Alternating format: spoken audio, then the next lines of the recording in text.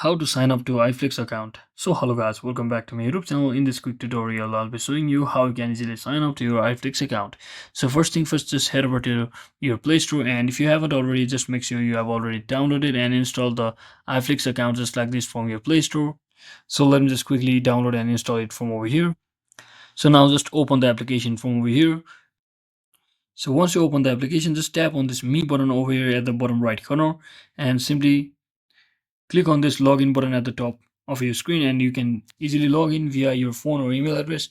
So if you haven't registered yet, you can just log in with your Google account as well. So I'll simply tap on this Google account, and if you like to sign in with your phone or email, you can just tap on this phone or email option over here and simply fill up all of the details such as your email address just like this, and just click on next and just enter your password.